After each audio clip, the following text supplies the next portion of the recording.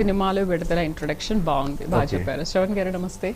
శ్రవణ్ గారు, ఏంటి ఒకవేళ మనం సినిమాలు రిలీజ్ చేయాలి అంటే సంక్రాంతికే రిలీజ్ చేయాలి, అప్పుడైతేనే కలెక్షన్లు వస్తాయి అనేది పాత నానుడి. ఐ థింక్ ఒకప్పుడు సంక్రాంతికి సినిమాలు, పెద్ద హీరోల సినిమాలు వస్తున్నాయని అంటే ఎలా ఉండేది, బట్ రాను రాను ట్రెండ్ మారిపోతుంది. చాలామంది మన ఫోన్లోకి వీడియోలు వచ్చేస్తున్నాయి, సినిమాలు వచ్చేస్తున్నాయి, అందులో చూసి బాగా ఎంజాయ్ చేస్తున్నారు. మరేంటి ఇంకా సంక్రాంతి బరిలో ఇంతమంది ఉన్నారు, ఇంతమంది విజేతలు అవుతారు, మనం రిలీజ్ చేయాలని మేకర్స్ ఎందుకలా ఆలోచిస్తున్నారు? నిజంగా సంక్రాంతి బరిలో వీళ్ళు నిలుస్తారు అని ఏదైనా ఉందా లాస్ట్ ఒక 7-8 years నుంచి? అయితే సినిమా పరిశ్రమలో ఒక సెంటిమెంట్ అని చెప్పాలి. సంక్రాంతికి రిలీజ్ అనేది ఖచ్చితంగా చేయాలని కాదు, ఒక సెంటిమెంట్, నమ్మకం, లేదా ఒక పాజిటివ్ థింగ్. ఫ్రైడే రోజే సినిమా రిలీజ్ చేస్తుంటారు అంటే మండే రిలీజ్ చేయకూడదా?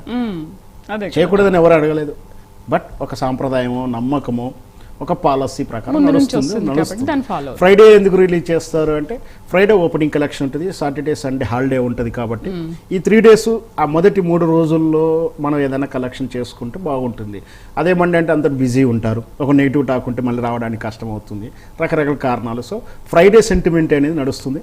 అయినా కూడా కొన్ని సందర్భంలో తారసుడి గురువారం కూడా రిలీజ్ అయిన సందర్భాలు ఉన్నాయి. అంటే పెద్ద హీరోలకైతే 3 రోజులు సరిపోలేదు, 4వ రోజు అని చెప్పి తీసుకున్నారు. అట్లాగే సినిమా 365 days ఏ రోజైనా రిలీజ్ చేసుకోవచ్చు.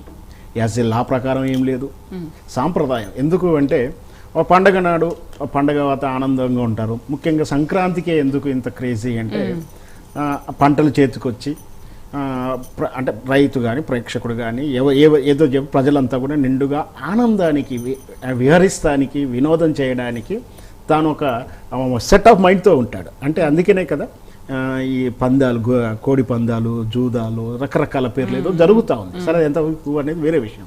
అంటే తన పంట చేతికి వచ్చినాక ఇన్నాళ్ళు 6 కాలాలు కష్టపడినటువంటి రైతు కానీ, ఆ రైతు కష్టపడుతున్న దాని ప్రత్యామ్నాయమైనటువంటి శ్రామికులు కానీ, వీళ్ళంతా కూడా కష్టపడి పండగ మూడ్లో హ్యాపీగా ఎంజాయ్ చేద్దాము అంటే తనకు వచ్చినటువంటి 10 రూపాయల్లో 1 రూపాయి బట్టలు అవి చేస్తూనే ఒక సరదా కోసం పందాలు చేస్తున్నారు. ఇంకొకరు సినిమాలు చూస్తారు, సినిమా ఎంజాయ్ చేస్తుంటారు. మన అవునన్నా కాదనుకున్నా అటు మొత్తం ప్రపంచంలోనే సినిమా కల్చరు, సినిమాతోటి జీవితాన్ని ముడిపడినటువంటి భారతదేశంలో అందున సౌత్ ఇండియాలో తమిళ్ అండ్ తెలుగు వాళ్ళకు అంటే ఈట్, డ్రింక్, స్లీప్, ఎవ్రీథింగ్ ఏదైతే ఉందో సినిమానే. అంటే తన నిజ జీవితంలో ఏం జరిగినా సినిమాతో పోల్చుకుంటాడు, సినిమానే తన సంపాదనలో సినిమాకే కేటాయిస్తాడు, తన ఆలోచనలు, తన అంతా కూడా సినిమాతోనే మమేకే ఉంటుంది. సినిమాను తన జీవితాన్ని విడదీసి చూడలేరు తెలుగు ప్రేక్షకుడు కానీ, ఎక్కువ సౌత్ తెలుగు వాళ్ళకైతే తమిళ్ అట్లా ఉంటుంది. సో సంక్రాంతికి హ్యాపీగా ఉన్న మూమెంట్లో ఆ బరిలోకి వస్తే ఆ క్రేజీ ఉంటుంది, సినిమా చూడాలని ఉంటుంది. ఒక ఓపెనింగ్ అంటే బిగ్ ఓపెనింగ్ తోటి వస్తుంటారు. ఈ సాంప్రదాయం అనేది ఈ రోజుతో ప్రారంభం కాలేదు. సో మనం 70-80 నుంచి వస్తే 1970 నుంచి 80 ప్రాంతం నుంచి స్పీడ్ అందుకుందని చెప్పాలి. ఇంకా సంక్రాంతి సినిమాల్లో హీరో అనగానే ఫస్ట్ మనం గుర్తుపెట్టుకోవాల్సింది, కృతజ్ఞత పెట్టుకోవాల్సింది సూపర్ స్టార్ కృష్ణ గారు. సంక్రాంతికి ఆయన చిత్రాలే సంవత్సరానికి 14 చిత్రాలు రిలీజ్ అయిన ఉన్నా కూడా సంక్రాంతి ఖచ్చితంగా చిత్రాలు ఉంటాయి. ఓ సంక్రాంతి వీరుడు ఎవరు అడిగినా కూడా ఆయన ట్రెండ్ క్రియేట్ చేశాడు. ఆ తర్వాత వచ్చినట్టు ఆ హీరోలందరూ కూడా ఎన్టీఆర్ అవుతుంది, అంటే ఎన్టీఆర్ ముందు ఎన్టీఆర్ గారు అవుతుంది, ఆ తర్వాత చిరంజీవి గారు అయితేనేమి, బాలకృష్ణ గారు అయితేనేమి, ఇంకొక సాంప్రదాయాన్ని కొనసాగిస్తున్నారు బాలకృష్ణ గారు, చిరంజీవి గారు వచ్చిన కానించి.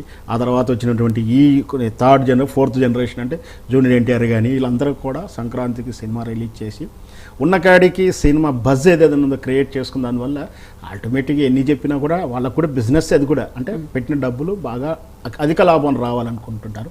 ఆ వరవడిలో వస్తూ ఉన్నాయి సినిమాలు.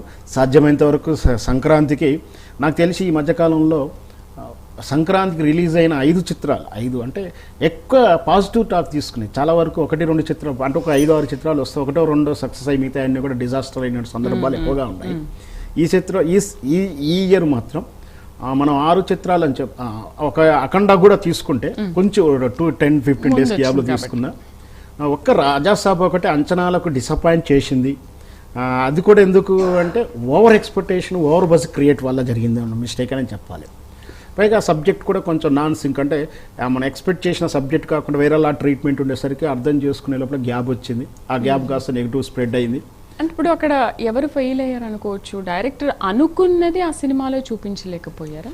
అది నాన్ సింక్, అదే ఒక రకంగా అల్టిమేట్ లాస్ట్కు డైరెక్టర్ మిస్టేక్ అని చెప్పాలి. ఇప్పుడు చెప్పినా కూడా ఈ సినిమా క్యాప్టెన్ ఈసారి డైరెక్టర్ పాజిటివ్ అయినా ఆయనకి వస్తుంది, ఏదో నెగిటివ్ అనుకుంటే అయినా ఏదో వచ్చినా జరిగింది. ఏదో అంటే ఎక్స్పెక్టేషన్ ఎక్కువ ఇచ్చారు, బస్కి బాగా క్రియేట్ చేశాడు.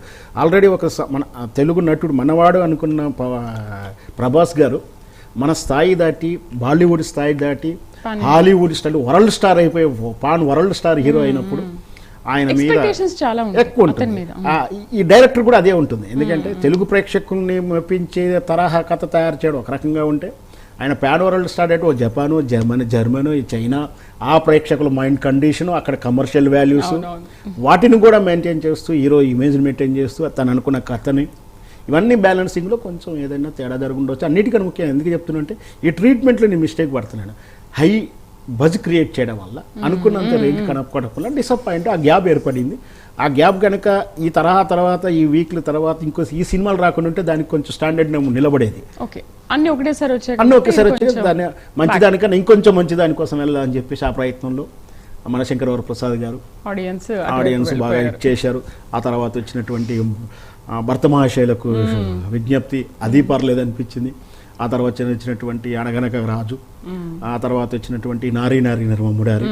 సో ఇవన్నీ కూడా చాలా విచిత్రంగా ఏంటంటే, ఈ 4 కూడా ఏదైతే పాజిటివ్ తాకున్నాయో అన్నీ కూడా ఫ్యామిలీ బ్యాక్గ్రౌండ్, అంటే కుటుంబ తరహా చిత్రాలు, ఆ మధ్యలో జరిగే సంఘర్షణలో దాంట్లో నుంచి కామెడీ, స్పాంటేనియస్ కామెడీ, ఇవి కలిసి ఉండడం వల్ల ప్రేక్షకుడు సినిమాకి వెళ్ళిన తర్వాత ఆడ ఎక్స్పెక్ట్ చేసింది ఏమనిపించదు. తనతో ఆయన జీవితంలో కనిపిస్తున్నట్టు, రోజు రొటీన్ చేస్తున్నటువంటి ఆయన ఫ్యామిలీ డ్రామా కనిపిస్తుంది. తను చూడలేందో, తను చూసిందో అలా కనిపిస్తున్నప్పుడు ఎంజాయ్ చేయడం. అంటే చిరంజీవి గారి చిత్రం కలిసి వచ్చిన అంశం అదే, మిగతా చిత్రాలు కూడా కలిసి వచ్చిన అంశం.